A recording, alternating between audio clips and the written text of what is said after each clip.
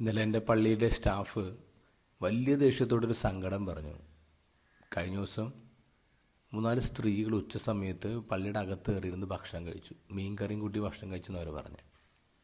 അരുവിടുത്തുകാരൊന്നും എല്ലാവരും എന്തോ ജോലിക്ക് വേണ്ടി ഇവിടെ വന്നവരാണ്. അപ്പോൾ ഇത് കണ്ടപ്പോൾ എൻ്റെ സ്റ്റാഫ് അവരുടെ കാര്യം ചോദിച്ചു. ഇത്തിരി ദേഷ്യപ്പെട്ടാണ് ചോദിച്ചത്.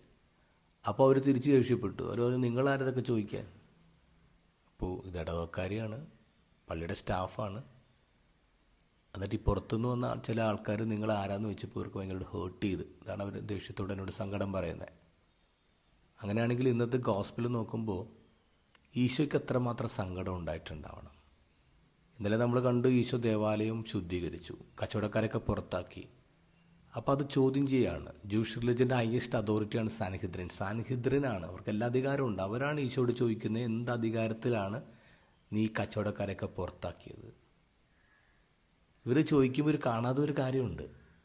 ആ ദേവാലയത്തിലുള്ള എല്ലാ എലമെൻസും പോയിൻ്റ് ചെയ്യുന്നത് ഈശോയിലേക്കാണ്. അവിടെയുള്ള സാക്രിഫൈസസ്, അവിടെയുള്ള അൾത്താര വിരി, അവിടെയുള്ള കേർട്ടൻ, ഈവൻ ഈ പുരോഹിതർ ഇട്ടിരിക്കുന്ന വസ്ത്രത്തിൽ തുന്നിച്ചേർത്തുള്ള സിമ്പിൾസ് പോലും പോയിൻ്റ് ചെയ്യുന്നത് ഈശോയിലേക്കാണ്. ഈശോയുടെയാണ് ടെമ്പിൾ ഈശോ തന്നെയാണ്. എന്നിട്ട് ആ ഈശോയോട് ചോദിക്കുകയാണ്, എന്ത് അധികാരത്തിലാണ് നീ ദേവാലയം ശുദ്ധീകരിച്ചത്?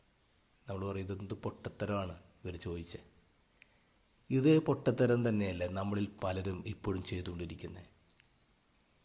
ഈശോ നമ്മുടെ ലൈഫിൽ ഇടപെടുമ്പോൾ, നമ്മുടെ ലൈഫിൽ അലങ്കോലപ്പെട്ട കാര്യങ്ങളൊക്കെ നേരെയാക്കുമ്പോൾ, നമ്മൾ എന്തിനു വേണ്ടിയാണോ ദൈവം ഡിസൈൻ ചെയ്തിട്ടുള്ളത് അതിനു വേണ്ടി നമ്മൾ ഒരുക്കുമ്പോൾ നമ്മൾ പറയും, നീ ആരത് ചെയ്യാൻ?